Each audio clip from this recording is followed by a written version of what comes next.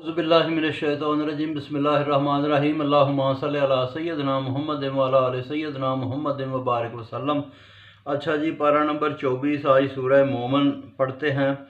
अल्लाह तबारक व तआला ने फरमाया कि ज़बरदस्त और ख़बरदार पाक ज़ात से ये किताब आई, गुनाह बख्शे, तौबा कबूल करने, मार देने वाला और मुकद्दर का मालिक है। माँ सिवाय उसके किसी की बंदगी नहीं, उसी के पास वापस जाना है। मुनकर झगड़ते हैं, बहकते हैं शहरों में।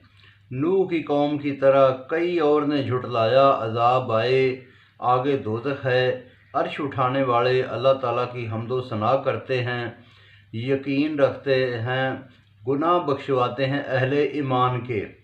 ऐ रब, हर शय तेरी रहमत में समाई है, तू ख़बरदार है।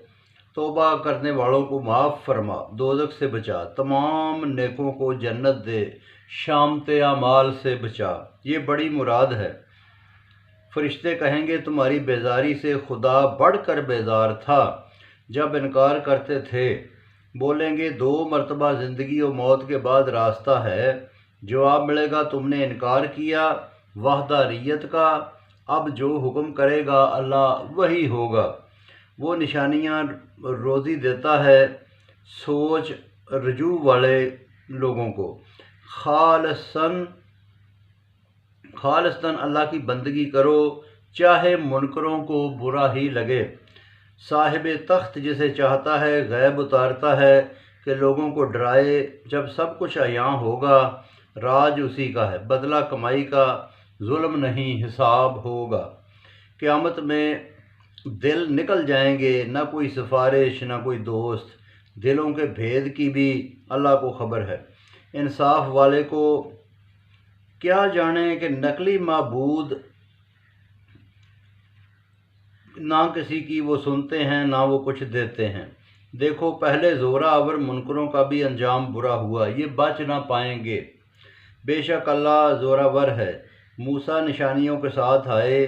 फ़िरौन, हामान, क़ारून और जब उनके पास मूसा आए तो उन्होंने जादू बताया। कहने लगे उनके बेटों को ज़िंदा रखो, बेटियों को ज़िंदा रखो, बेटे कत्ल कर दो। फ़िरौन ने कहा इससे पहले ये निकाले हम इसको मार देंगे।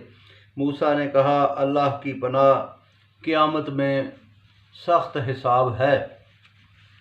एक ईमान वाला बोला कि तुम पास निशानियां लाया है, झूठ बोलेगा तो उसका भी हिसाब है, सच्चा है तो तुम्हारा फ़ायदा, झूठ पर हदायत नहीं। अगर आफत आ जाए तो कौन है जो बचाए। फ़िरौन बोला मेरी मानोगे तो भलाई है।